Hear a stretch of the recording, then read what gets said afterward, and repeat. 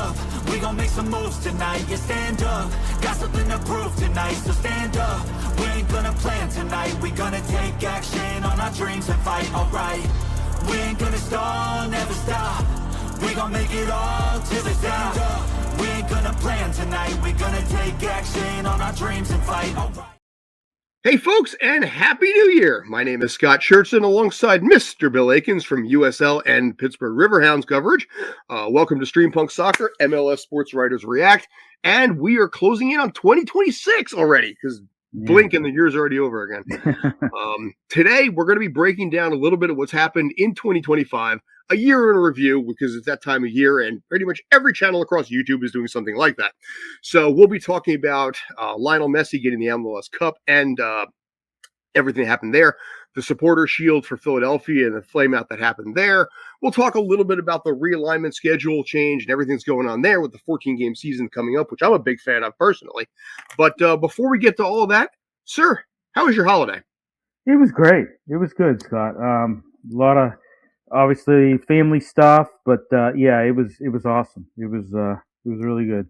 Good. Wish we had a white Christmas though, but we're probably going to have a white New Year's as I'm looking out the window now, and it's snowing. We got about an inch of snow. So when it comes to snow, I'm happy you're happy. I'll leave it at that. Yeah. I am so past the age of this crap, man. Yeah.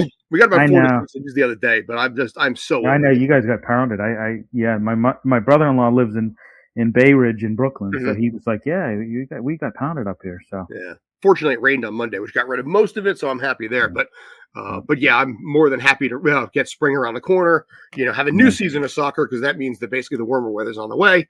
Yep. But before we get to that, let's talk about what happened last season. First of all, right out of the gate, MLS Cup had a new champion.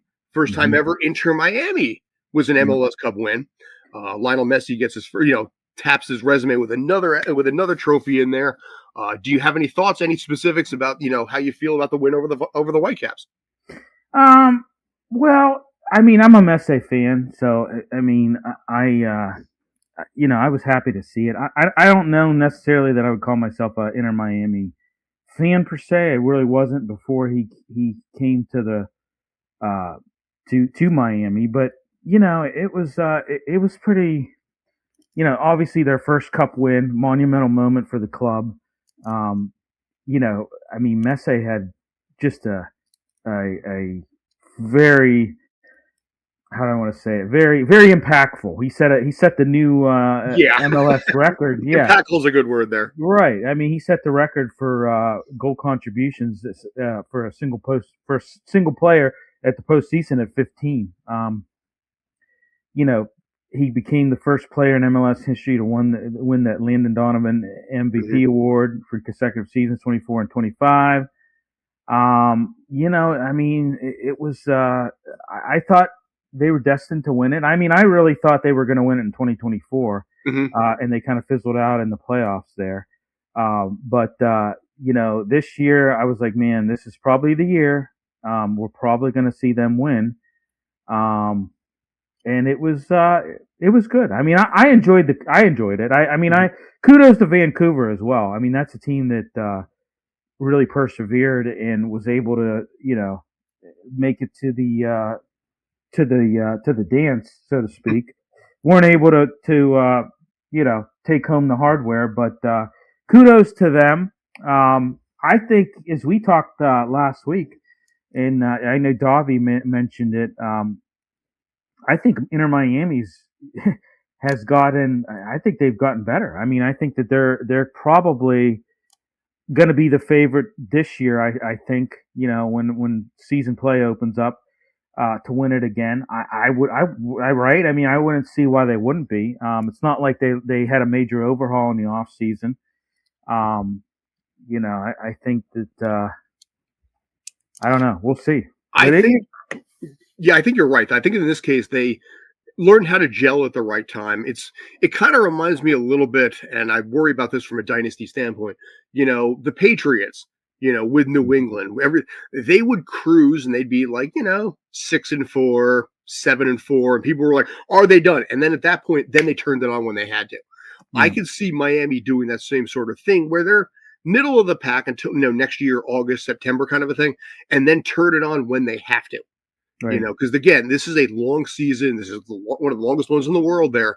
So there's a lot of time that's going to be involved here, especially when you include the fact that World Cup's going to be part of it as well. It's going to Yeah. make for an even longer season. And the MLS Cup finals even further into December next year. So these players have to be able to pace themselves a lot more. And that's where you might see a lot of teams middle of the pack. You're not going to see anybody really blow out of the gate next year. And then, like I said, when the third act shows up, that's when they're going to kick it into high gear. With a team like Miami, you got to remember, Lionel Messi is older. He is no spring chicken. No. Granted, he plays above this league, granted, but he is no spring chicken here. So you have to think about it from the standpoint of an 11-month, season versus even 10-month. Right. And that might play a factor into this. So there's going to be a lot of sports writers that are like, are they done? Are they done? No. They're pacing themselves. Well, yeah, and you know what? It's funny you say that. To segue into this, when you looked at it, when you've seen Messi play the last few years, you really see a guy that conserves energy on the pitch. I mean, he runs when he sprints when he absolutely needs to, but he conserves energy. It's a walk in the park otherwise. Yeah, well, it's funny because he almost, not to compare it to other sports or another superstar, but being from Pittsburgh, kind of, another game that you put something in the goal to score points is hockey. Watching Lemieux for all those years, Lemieux always did that. He would be at the right place at the right time. He could serve energy. It looked to me like he was just out there just trying to conserve as much energy as he can. Hey, I'm going to be in the right spot at the right time, and I know where to be. I've played this game for so long. I know where to be. And I like Messi to me is like the Mario Lemieux of soccer when you watch him on the pitch. He's in the right positions. He doesn't expound a lot of energy because he knows he's played this game for so long at many levels. I mean, he's been everywhere. I mean, he's played at some of the highest levels, and best player in the world as far as I'm concerned. But he really he knows he can conserve his energy, and he knows when to turn it on, turn it off, and he knows where to be on the pitch to make plays. He does. And what's funny about that, I saw that when the first time he ever played NYCFC up at the first time I ever covered with that, it was amazing because he is very slow and very plodding, for lack of a better word. But the problem is when you're a player, you take your eyes off of him because he's not moving. Correct. You watch all the action, you watch everything, and then just kind of very stealthily, very quietly in the background. And players lose track of him because he's not moving. He doesn't catch your eye because he's almost sedentary. Right. And that's where a mistake happens with a lot of players out there. They don't realize what he can do, and they sort of forget about him until they can't. Right. Exactly. No, and you saw that in the final. You saw that time. How many that last goal that he set him up perfectly. It went off the chest. He corralled it, and it was just a perfect pass. And couldn't have been better. I mean, he just knows how to put himself in positions. He knows that he's no spring chicken. He can't, do like he used to do when he played in Barcelona. He was kind of all over the place. He knows he can't do that anymore. He knows, hey, I have to conserve energy. I have to be mindful. I have to use my energy at the right times. I have to put myself up, set myself in positions where I can make, plays and contribute on the pitch. He does that. He's just a master of it. Now, my question here is, you look at his legacy, World Cup, Barcelona, all these kind of things. How much do you really think an MLS Cup title is going to have that big of an impact? Or is it more of just like an added footnote of, he went to the US and won there too? I don't know.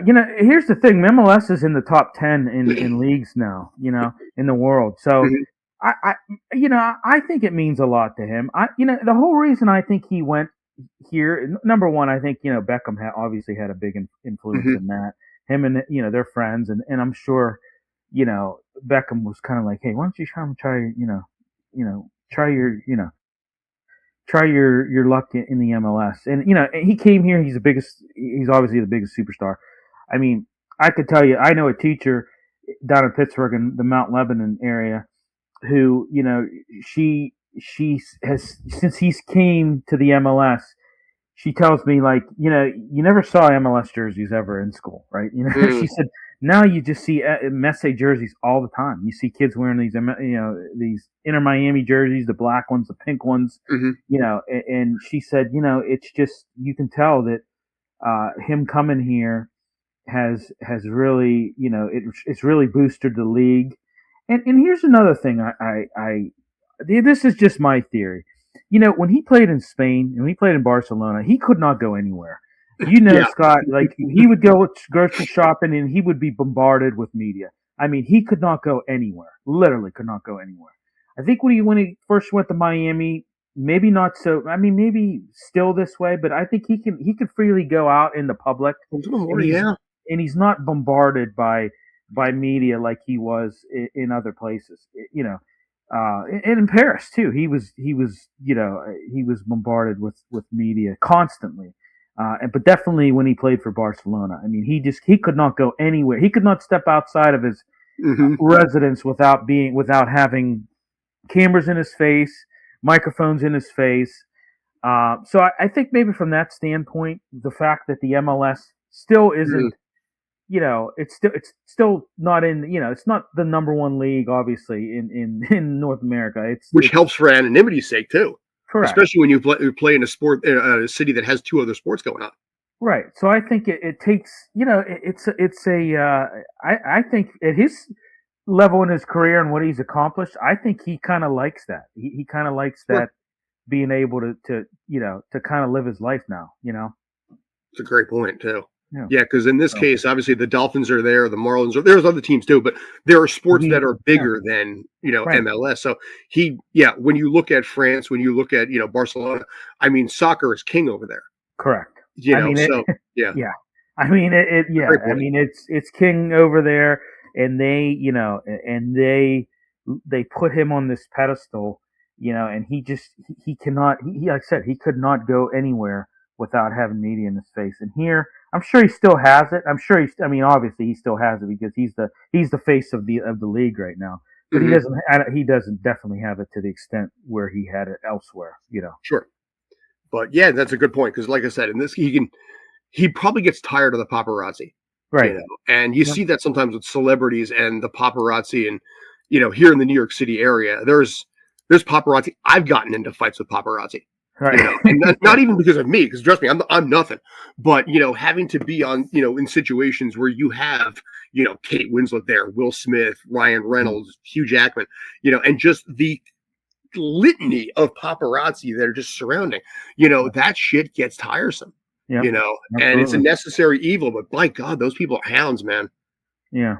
So Right. here, like you said, he can fly a little bit under the radar. That beard is unmistakable, however. Yeah. So, Right. he will show up, but it's something where he can fly under the radar. He still gets the good nightclubs. He still gets the good, the good spots in the restaurants. Yeah. Probably eats for free in exchange for a couple selfies. Right. But yeah, and as a result, I mean, Messi can relax a little bit. That's Yeah. a He can have a weird thing life. to say. Yeah. And that's why I think he'll stay. I think he's, I don't think he's going anywhere. People said, oh, we've heard he's going to go back to Barcelona. I don't see that. why would he do that? I don't think he will either. I thought he Yeah. might. I thought he might leave, and this might be his last year, but I was wrong on that one too. Yeah. And I think he does need to do, and this has been a problem, I think, a little bit, is I think he needs to promote the league a little more than he has. Yeah. I mean, obviously, you talk about the jerseys, and that's a big part because you can get the kids, the 10 and under, or even 12 and under crowd, to get hooked into soccer for the next generation. That's a genius move there. But Right. from a current level standpoint, if Messi was not in the MLS Cup final, they would have been destroyed by NWSL's numbers and even possibly USL. Yeah. And Messi basically saved the MLS Cup final ratings because of his very presence. I think the decision for Apple TV to make it free, to the public worldwide was a genius move because you get the ad revenue on the backside. But I think he needs to showcase, I am here with MLS. And the 2.5 years he's been here, now going on 3, he hasn't really been like, I'm here with MLS. He's like, I'm here, but he's not tying the one into the other, which is why their ratings have not been great on, I mean, MLS Cup final last year, LAFC versus RBNY. Those numbers barely beat USL, and they got destroyed by NWSL. He should have been basically like, this is my league, and just showcase that and and just make a presence, be there. And then suddenly the cameras are on, and okay, play the paparazzi part, granted. But from a ratings TV revenue standpoint, especially because a lot of his money's coming from stuff like that too, with the Apple TV deal and everything else there, there's his very face can make that league money. Right. And it surprised me a little bit he hasn't done more there. Yeah. Well, I mean, there's a lot of, there's a lot of marketing to be had right now with him. And I kind of agree with you. I mean, although this final, I think, did generate a lot. It was more than what they thought it was going to be, which is good. So, which again, it's the Messi effect. Yeah. Messi's in the MLS Cup final. They won fairly handily for the most part. Right. It was interesting for a little while there until Inter Miami pulled away. But I think the way that they also dismantled NYCFC, also got a lot of awareness too, because it wasn't like some kind of a 3-2 shootout. I mean, that was a 5-1 dismantling of NYCFC. Yeah. And Pascal Janssen was like, we were naive. Yeah, damn right you were, man.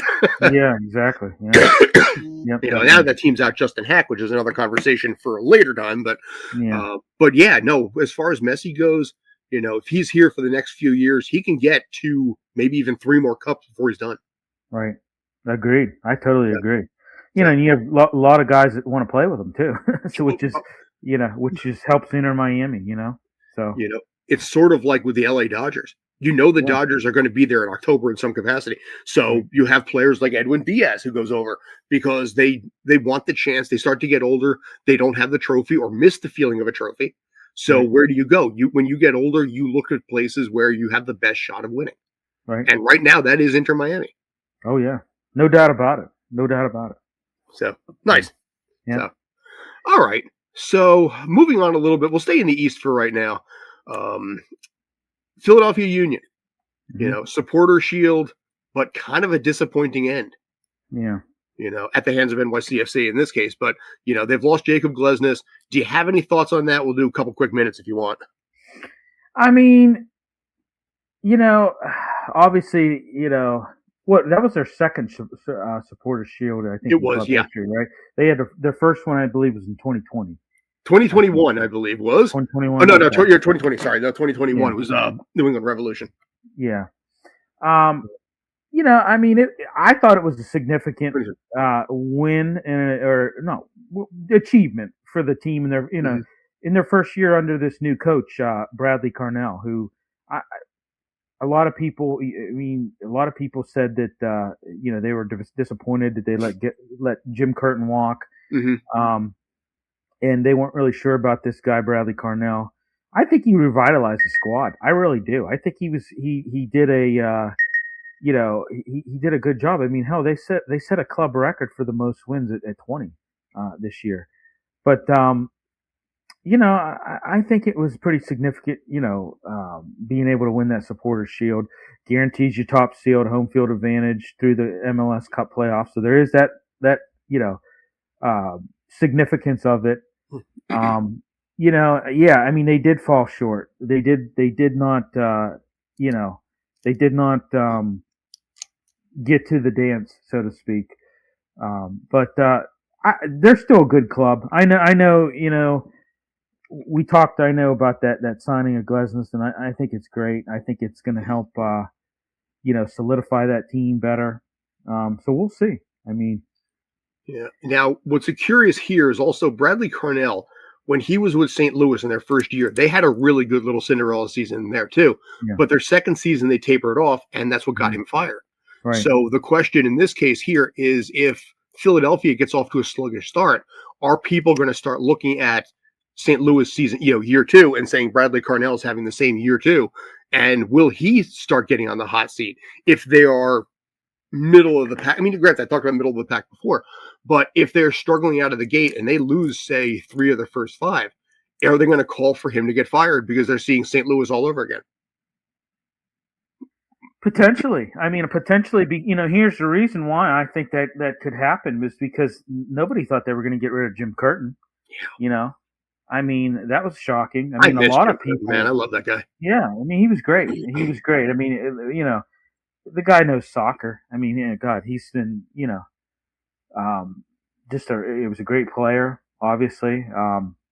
But yeah, I mean, I think that if they get off to a sluggish start, yes, I think this franchise is not gonna, they're gonna probably look to move on from him. And that's unfortunate, but that's how, the shelf life's, when you're not winning, the shelf life in the MLS is not too long there. Sports in general, I think. Yeah. If you don't, succeed right out of the gate, it's like get him out. And it doesn't matter if it's a player or a coach. Right. It's success or out in a TikTok world. Right. It's in this league is a what have you done for me lately league. It is, 100%. Yeah. Which opens up the question in this case, since we talked about it a little bit.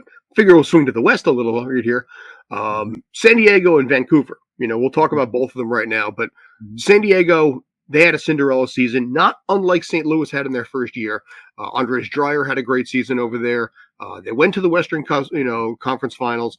Again, San Diego, we mentioned this before. San Diego is a good sports town. They really got behind Snapdragon Stadium. I was happy about that. But what do you see with them for year 2? Can they keep that up? Can they at least get back to the playoffs again? I think they can. I think they can. What a remarkable run for this club in their first year. I think the only team to do that, I think was the 1998 Chicago Fire. Yes, I think was the last team to make a playoff run in their first year. And you're right about the whole Snapdragon. They played in sold out capacities every time at Snapdragon for their home matches. People really got behind this club. They got far. They lost to the Vancouver Whitecaps in the conference final. They just didn't lead the conference, Scott. They dominated in their debut year. They really did. They set a ton of benchmarks, and I think I don't know. I don't see a sophomore slump for this squad. Okay. I just don't. So, what do you think? I don't see a sophomore slump. I just say it's possible because the expectation is higher, the pressure can be higher.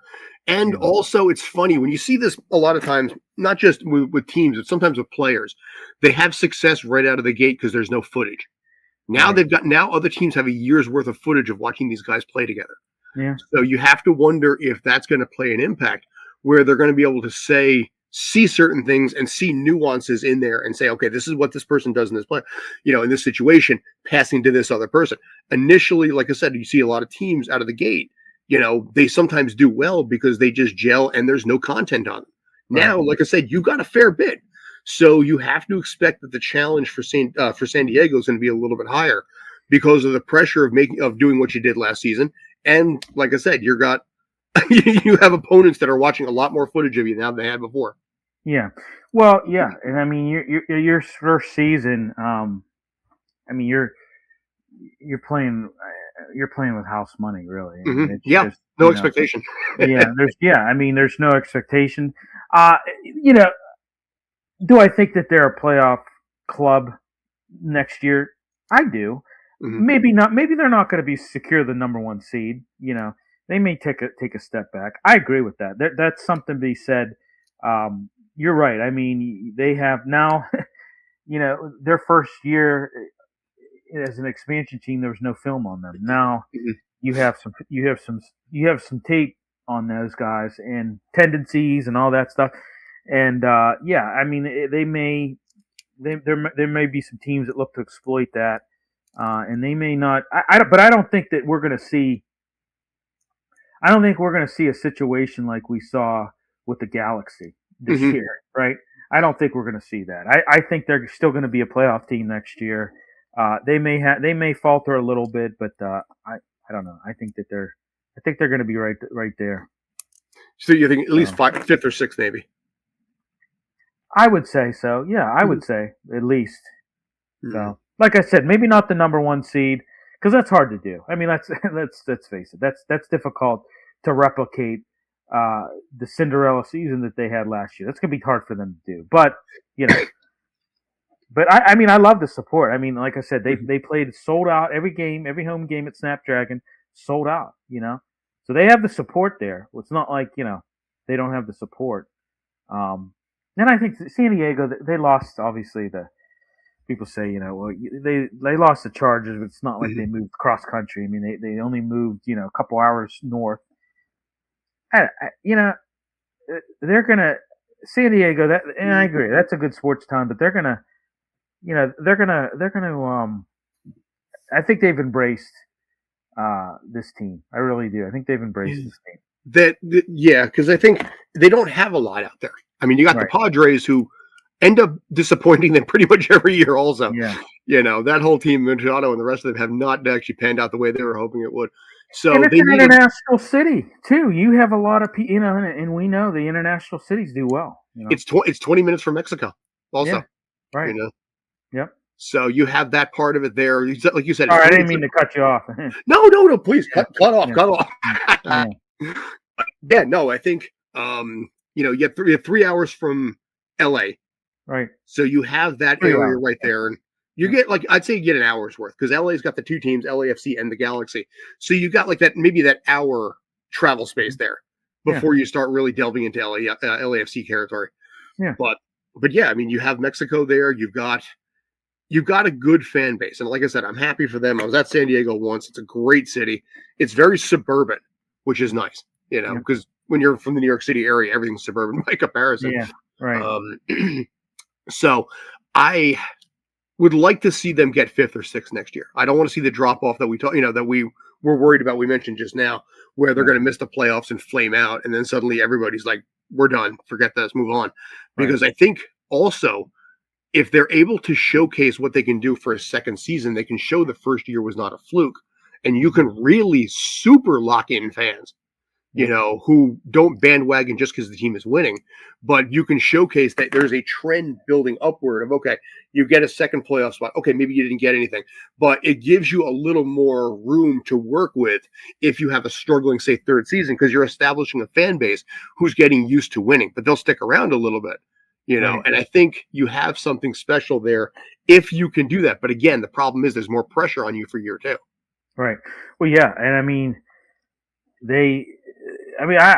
I think they're a legitimate team. I mean, they set a new record for most points for an expansion team at 63, most wins at 19. It's pretty remarkable. I don't think they're. Yeah, I mean, I think, like I said, I think they may take a step back a little bit, but I don't think it's going to be major. I think that they're going to be a playoff team next year. Nice. All right. So, anything else on that? Or do you want to move north of the border? Well, I'm good with that. Okay. So, head north of the border, all the way up to the northern, past Seattle into Vancouver. Mm-hmm. Now, that was a nice little season for them, for Brian White, Berhalter, Takaoka, and everybody else involved. I don't think anybody really thought they were going to actually be able to. Well, I was going to say make the Western Conference Finals and win, but also B, I don't think anybody really saw them beating Miami. But a team that had a good season overall and something to build off of. Right. Yeah. I mean, well, people were like, well, the Whitecaps beat Inter Miami in the, what was it, the CONCACAF, 5-1 on aggregate. But that was a different Inter Miami team by far. Exactly. And that's what I said. I mean, that was a way different squad than what you had, way different. So, Messi wasn't playing.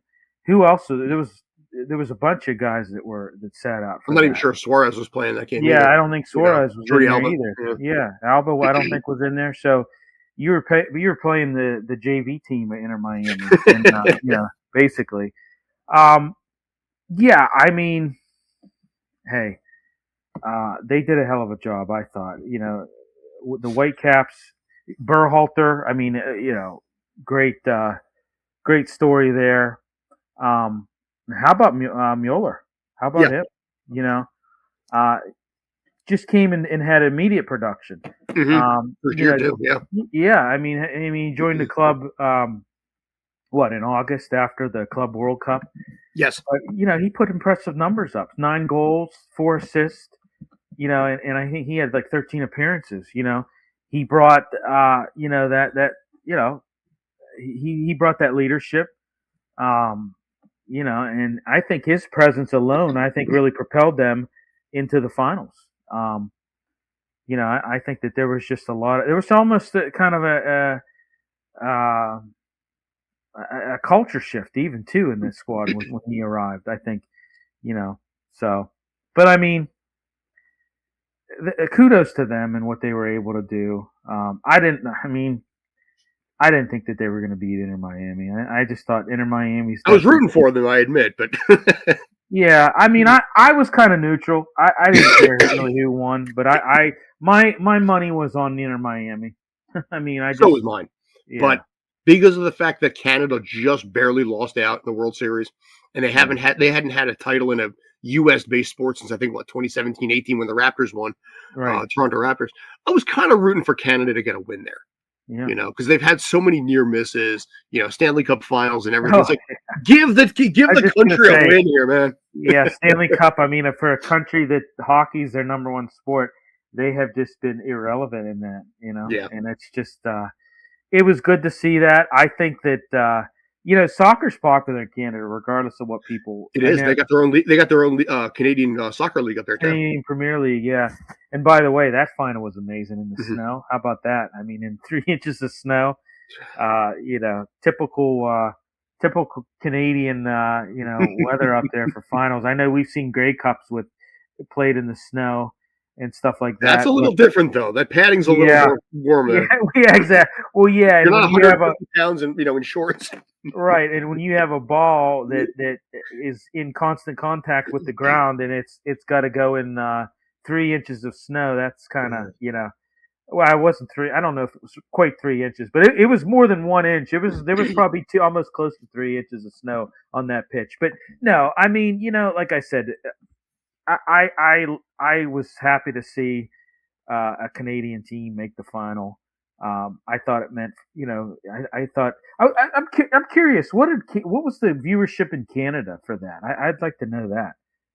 You know what? I don't know. Yeah, that's a question. It's going to be tough to say because streaming platforms have this thing, and this was part of the SAG strike in 2023. Streaming platforms are not legally required to give out their numbers. Yeah. So it can be very difficult sometimes, especially with like Apple TV or something, to get the numbers for what they really were. Right. Let me see if somebody will be able to struggle it up though. Yeah, it's just I don't know. I just throwing it out there. I just. I was going to say. But I'm sure that 4.6 million viewers worldwide. Yeah. Which actually really isn't that big when you think about Messi in there, but. Honestly, I couldn't say in this case. I'd say it's probably was solid because of Vancouver and because Canada is very Canada loyal. So you would have had people from Toronto, Montreal, Quebec, even, or Newfoundland being like, we got to support our country here against the U.S. Yeah, but you might have some decent numbers. Yeah, but getting back to Mueller, don't you agree? I think his move to Vancouver, I think, was it was a massive success right off the bat. It brought instant results for them, and it to me was invaluable to that Whitecaps team. Sure, a little bit of pressure on them for year two, but I don't think as much because they've had success in the past. They've struggled a little bit, but they've had success in the past. So they're not the sophomore team that San Diego is, but there will be some expectation they're going to be able to continue that. Yeah, Vancouver fans are pretty hardcore. Oh yeah, yeah. That Canadian stereotype doesn't exist in sports. Yeah. Yeah. Agreed. Now, okay. I'm sorry. Anything else? Nope. Or do you have something else? Okay. Nope.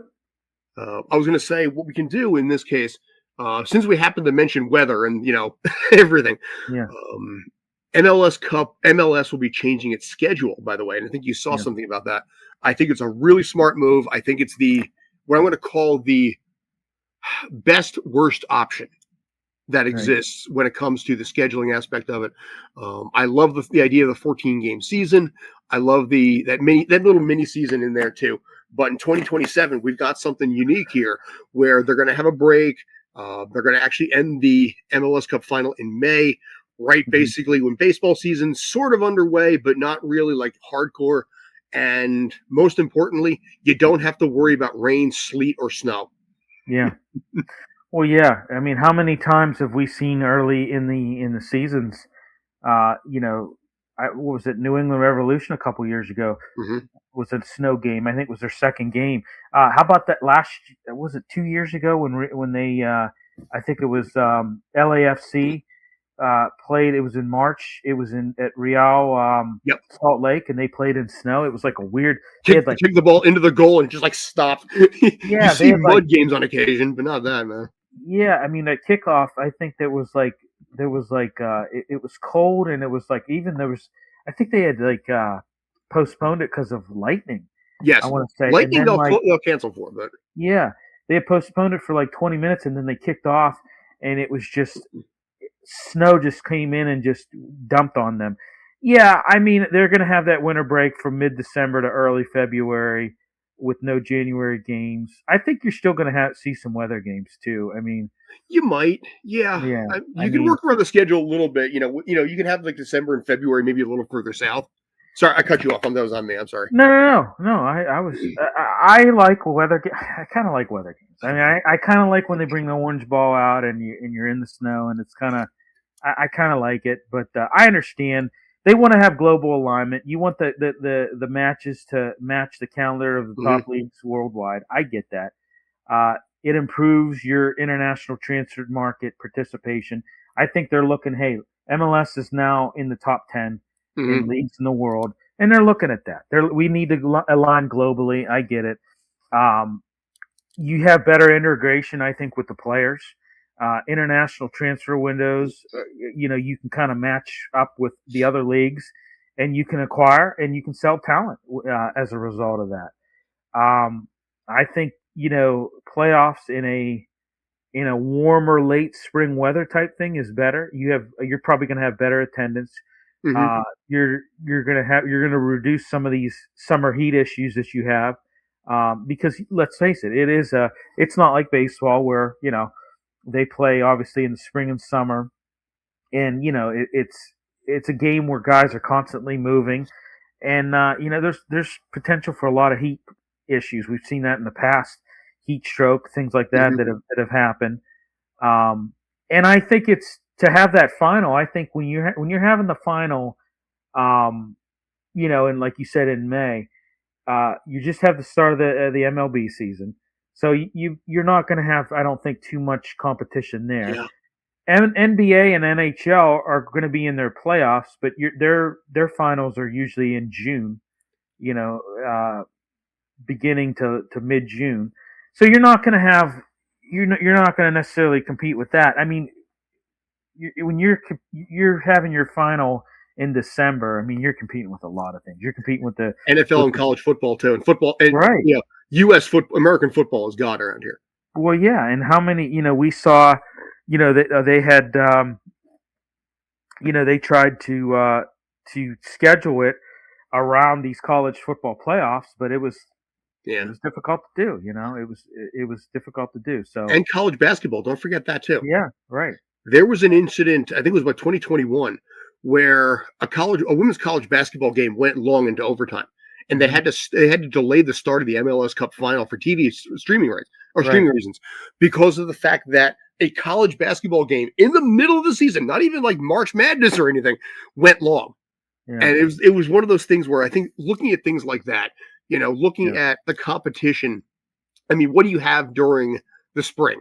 You got Major League Baseball, which is underway, but it's a 162 game season, so it's not that big.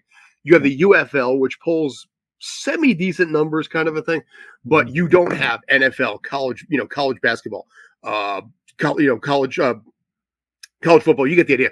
You don't have as many sports to deal with that, frankly, are bigger. Right. I think also, weirdly enough, and you mentioned the fact of the alignment with the rest of the league, that's Mhm. a big part of it too, because the Oh, rest of yeah. the world, because you have players that I think, and this is one of the problems that happened with Lionel Messi his first year. Lionel Messi had hamstring issues initially because Right. he had to adapt to a new schedule. These players are so regimented from the age of like 6 to 8. Mhm. They eat at this time, they work out at this time, they have their off season at this time. So when you have players in that kind of a system and you throw them into a different schedule, they're more prone to injury. Yeah. And that can be something that a lot of players, I think, can be concerned about coming over here. They don't have to worry about that anymore. Right. Having that break also from, December through January, that 6 weeks, also is a great rest up period for a lot of players that are injured, or a little sore. They can take the time to recoup. They can go in, they can just be working with the trainers and not have to be on the pitch.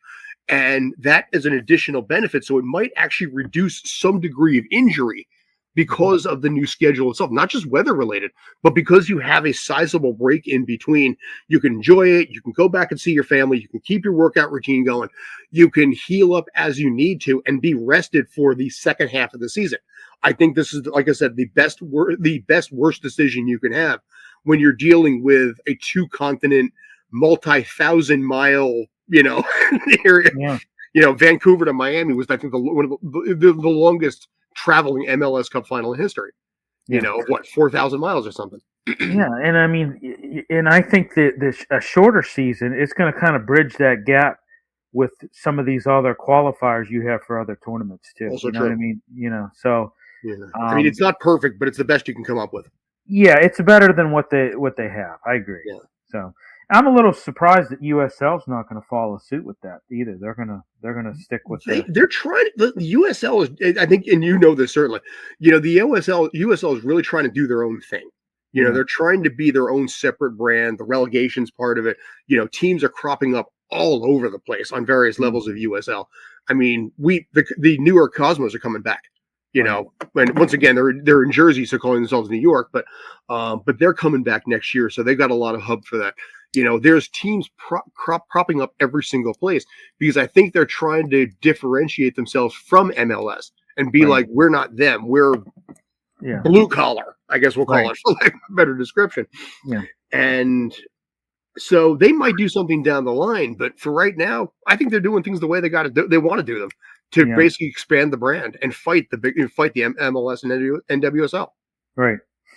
Yeah, I mean, I'm good with it. I think it's I'm good with the the new schedule and how they're going to do it. It's going to be 2027. It's going to be mid to late July start, and it's going to conclude in May. So May yeah. So you're going to have 2 equal sized breaks, pretty much. Right. Of 6 to 8 weeks roughly there, or probably about 6 weeks, I think, overall. So it's good, like I said, in this case. Also because I think it's still fresh in your mind. Because you have a shorter off season, you have more of a chance to be able to keep it in the back of your mind. You see sometimes with other sports, they sort of forget about it a little bit because of the fact that it's been so long, life takes over.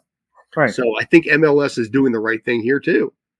Well, yeah, and like I said, I think it's going to be, the player movement is the big thing for me. You're going to have aligned with transfer windows, and that's always a good thing. You can acquire talent, better. Your European talent. Now you don't have to worry about all this, all this stuff because the leagues aren't aligned. It's like I said, I think it's going to have better integration. Yeah. And selling talent too. Let's face it. If you're, if you're an MLS player and you got a shot at going maybe to the Premier League, you're ending in May, and their camps aren't starting till June, and I know they start playing preseason in July, but like Premier League, their season doesn't start till August, so you could easily transition and fit right in, and not have that just massive overlap that you have, Yeah. Which again has been some part of the reason why some players have been reticent to come here. Right. Weirdly enough, also one thing I'll just add to this super quick, maybe the last topic. on that is also when you have a schedule like this that's more predisposed to having warmer conditions, players from places like Brazil or places where they never get snow and they never get cold, it might help them a little bit from a security standpoint. Yeah. I remember when Tylos Magno, he came up in 2021 with NYCFC from Brazil, never played outside of Brazil. He came up in June, though, so he was fine the rest of the season. But that first home opener, and I got a screenshot off the TV, that first home opener, you can see the look of just pure pain on his face because he never experienced cold before. He never experienced snow before. And suddenly he's playing a home opener in the coldest temperatures he's ever had. And he has a look on his face of just pure shock and like, I regret life choices here. Right. Yeah. And hey, this we're talking about the winter break. The Bundesliga does it. They do that. They do that. That mid-December break, and I think they come back. They only do a month, but it's going to be. They're talking about the extended winter break in the MLS being mid-December to early February. So no January games at all. Sure. So which I think is good. Then of course you have to look at it from also like Coachella and some of the other things. There might be some adjustments there, but the league will make it work. Yeah. But I think especially if you look at, the MLS Cup final this year is mid-December, like 10 days before Christmas next year because of World Cup. So this can help align with World Cup going forward too. You can drop World Cup pretty much right in the middle. Maybe you do an adjustment a little bit with MLS accordingly. That's fine. But you don't have a pure unbridled overlap and have to figure out, oh crap, now what do we do with our schedule here? Yeah. So. Yep. Yeah. Good all around, I think. Yeah. So. All right. Is there anything else that you wanted to go into, or you feel you're okay, or? You tell me. I'm down for whatever. Maybe we'll do one more topic. Let's see. What do we got here? Let's see. Talk about that summer schedule. I was going to say just to add the one thing on the summer schedule is also next 2027 we have that 14-game mini schedule with its own trophy. Yeah, I am personally very excited for that on the grounds of the fact that it's going to remind me, if you remember what COVID was like when basically Major League Baseball had that 60-game season where every game is just super relevant and you get these little tiny, teams out there like the Miami Marlins made the playoffs because suddenly you get some little team that maybe struggled. And I'm going to say Toronto. I'm going to say Montreal, who struggled the last few years. Suddenly they're going to basically have a shot because it's such a shorter season that maybe they catch lightning in a bottle and you might get some surprises. I'm looking forward to that. Yeah, no, I am too. I totally agree with. Yeah, I'm on board with what you said. I totally agree with that. So, yeah. But all right, so yeah, let's wrap it up. I'm going to actually close out on one more topic in this case, only because of the fact that we're working out the details with LA Galaxy broadcaster Joe Tatino to come on and talk that team. I know we talked Galaxy a couple weeks ago with a reporter, but we're in the pipeline of having something maybe in the next week or so with Joe Tatino. But with LA, and you mentioned LA before, MLS Cup final win, disappointing last year, and then suddenly they get Glesnes and Hack. And that's a team on the upswing, and there's a lot of excitement. I've been following the fan base out there. There is a lot of excitement for LA to showcase that last year was a fluke. Right. Well, and we talked about it. You had a lot of, obviously Ricky Puig, had missed a great portion of the season with that ACL injury. I thought that really he was the leader of that ACLs team. are a nightmare in any league. Yeah, and I mean, I thought that really impacted their performance, losing him that early in the season. It just kind of set the precedent, and it was a negative precedent, and it kind of just snowballed from there. You did have quality players like Paintsill and Fagundes, who, I thought had showed some flashes last year, but they couldn't consistently execute, what they needed to do in crucial moments. They just couldn't do it. They conceded a high number of goals. Biggest last year. Yeah. Biggest thing when it comes to conceding goals is the set pieces. They were just terrible on set pieces. They couldn't defend set pieces in crosses to save their life. They just couldn't do it. It was just I couldn't believe it. I mean, like I told I forget his name. Who was it that we had on the first show? Oh, yeah, The I should have. Galaxy. Yeah. I was telling him, I just kind of like, when we would do our stoppage time, we would cover the MLS, and I would say, hey, the LA Galaxy's going to be okay. They'll figure it out. They'll figure it out. Week after week, they weren't rising in standings, and you got to the midseason, and you're looking at this, and you're like, well, okay, maybe they're not going to figure this out. They got off to a slow start, but they haven't righted the ship. And you went winless in your first 12 games, and you're like, wow, that's bad. To go Yeah. winless in your first 12 And that games, sets the tone right out the gate. You're never going to be able to recover. yeah, you're not going to recover from that. And when they got to 12 winless games, that was when I said, okay, this team's done. Yeah. There's no bouncing back from this. There's just no, it's not going to happen.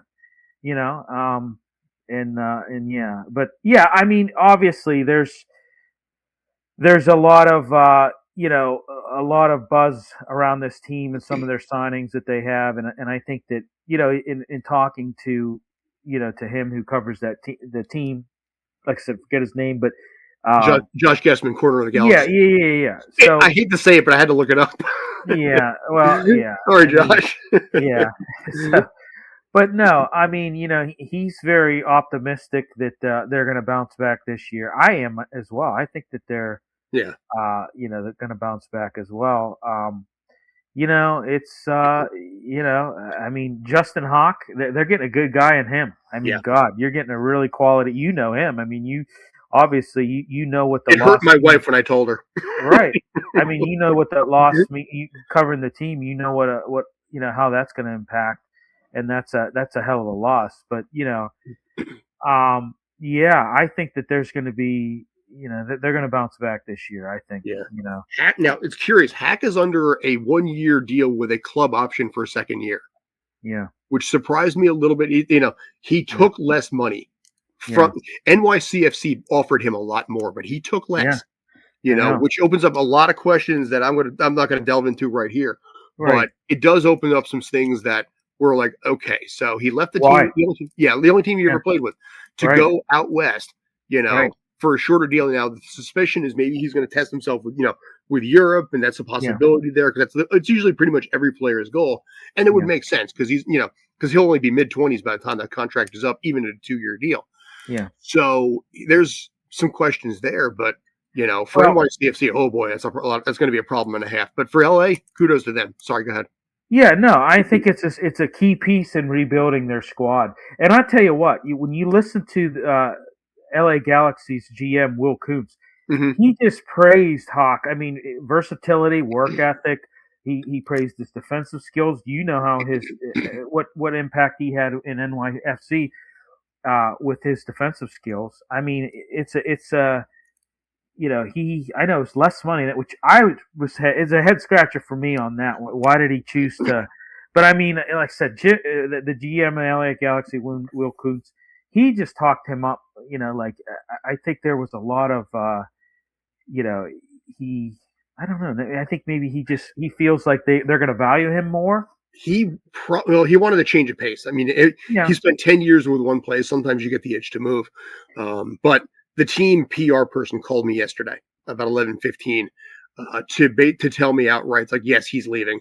All the rumors are true. They're making the announcement at 12. So he called a bunch of us early just to give us the pregame heads up on that. Right. But also to kind of tell, from their perspective, that they offered a lot for him. Now, what that number is, I can't say.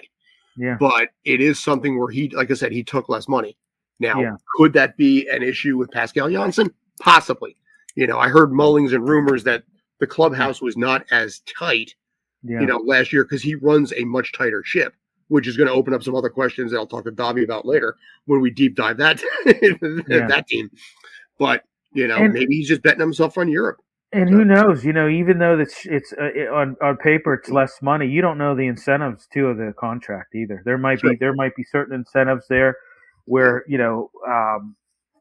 there might be performance incentives that that he feels confident he can meet. That could be it too. I mean, sometimes if you read between the lines, sometimes it's not always it's not always too bad. For the player, sometimes they look at it like, hey, this is a change of pace. or a change of scenery that I needed. I mean, he made 111 appearances. Oh You yeah, know, Iron and I Horse. mean, yeah, I mean, he was. And I'm sure you agree with this. He was a major contributor. I thought in that 2020 Cup win for you Mhm. guys. He You was a know, major contributor. Yeah. that's the funny thing about this too is that maybe he sees LA as a better chance Yeah. because they are just a year removed from an MLS Cup final, and NYCFC loses out on Alonso Martinez, Yeah. until May or June, and Pere is out, and Malachi Jones, that kid ever comes back, Yeah. Keaton might be done. There's a lot of injury concerns that NYCFC has right now that maybe he's looking at it and thinking I can put myself on better display in a city like LA because I can ride, the fact that, the Galaxy, or like I said, a year removed, this is the same city with Shohei Ohtani, which Right. means that press is always around and that it Mhm. trickles downward. So whatever he does will affect everybody else, even the Chargers, even like, the Rams, and all those teams, because of the fact that there's just massive sports coverage on an international level over there, that he's probably getting some international eyes that he might not have gotten in New York. Well, and here's the thing: put yourself in his position. Okay, you joined NYCFC Academy at U14. Yes. Okay, and he was one of the club's first homegrown players. Hmm. And I don't know. After a certain time, I think you just kind of get burned out with the whole, and you want to change the scenery. Yeah. And I really think that's the major factor of him leaving. I really do. I think that's the major factor. And there's obviously other factors that come into play, but I think that's the main one. Yeah.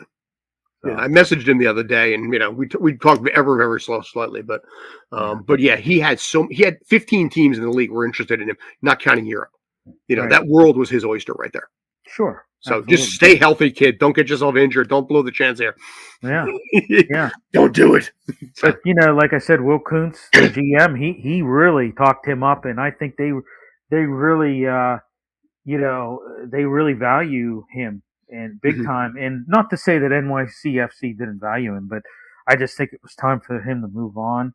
And he probably But then the other flip side is, okay, if you value him, why didn't you match the salary then? Why are you giving him less money if you value him? But like I said, there might be incentives in there that we don't know about.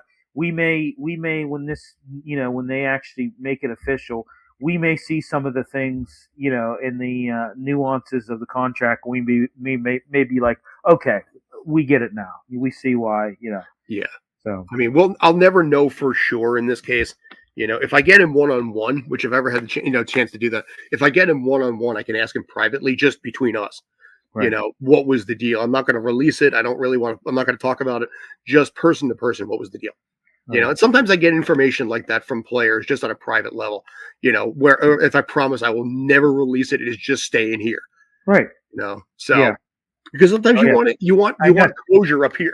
I know all about that with what we had with the Riverhounds God, this year with towards the Bob end of the Lilly. season. Yeah. I know. I spent a lot of time saying, "Hey, just off the record, tell me what exactly. tell me don't tell me the gist of what happened." Fans are still waiting on that too. Yeah. So yeah. So but yeah. So we'll see what happens. But ironically enough, LA Galaxy play their home opener against NYCFC February 22nd, which if I had to guess, I'm going to say LA is going to win that game because Justin Hack knows everything about that team and every nuance. I mentioned that with San Diego. He knows everything that NYCFC is going to do. So he is he is his own playbook. Yeah. Right. So yep. But anyway, I think we're good it. at this point. We've been at it for an hour, not bad. Any final thoughts there? Yeah. No, just no. It's good stuff. Yeah, there's a lot of moving pieces going on and a lot to talk about. We never have a dull moment in the off season. And hey, we're close, man. Camps are opening up in a couple weeks. I know. Oiga Vault. Isn't it crazy? Isn't it crazy? I mean, yeah, and I'll be up there at NYCFC in Orangeburg, freezing my butt off getting footage. So yeah. So all right. So anyway, appreciate the time, guys. My name is Scott Schertzen. Like I said, alongside Mr. Bill Akins. He actually covers the USL champion Pittsburgh Riverhounds. Let's clarify that one right there. Yeah. We'll be back for year 2 with them. Excited to see what they can do. Hoping they don't have a sophomore slump either. But I like some of the contracts they retained. It's sad to see some of the guys go, especially Eric Dick. Yeah, I was going to say Erickson, yeah. But I understand he's from Indy. He went to Indy 11. He's from the Indianapolis area. He's getting a chance to go back home. I kind of understand why he would do that. So wasn't real shocked about that. When I heard he was signing with the Indy 11, I was like, okay, it makes sense. You know? It still hurts here when you spend time with them and you laugh with them in the locker room after wins and everything. You're like, oh, this sucks. I mean, how many clean sheets he had? He was so just such a just such a piece in the whole championship season. I mean, he was the main reason why they won it all. I mean, He really was. So strong back end is the reason why most teams win. Good defense beats good offense. Correct. In general across the board. Yeah, absolutely. So, but yeah, appreciate the time, guys. Happy New Year, also. Enjoy whatever New Year's plans you may have. For me, I'm going over and doing a watch party for Stranger Things, the final episode. Finally, 9 years on that. A bunch of us are getting together to watch that. Awesome. Please, for the love of God, don't kill off Steve or Hopper. But we'll see. Like I said, as far as New Year's go, welcome to 2026. Take care and stay awesome. Yep.